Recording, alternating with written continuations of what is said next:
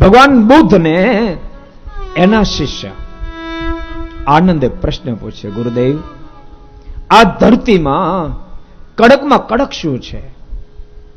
મજબૂતમાં મજબૂત શું હશે? પથ્થર નહીં આનંદ, પથ્થર નહીં. પથ્થર કડક ઘણો દેખાય, પણ પાણી જ્યારે બે કાંઠા સામે નદીઓના વેગમાં આવે ને ત્યારે પથ્થરને પણ ઘસી નાખે છે. ઓહો, ભગવાન તો પથ્થર કરતા પાણી મજબૂત થયું ને? હા, પાણી મજબૂત, પણ પાણીથી કોઈ મજબૂત નહીં. પાણી કરતા મજબૂત છે શું?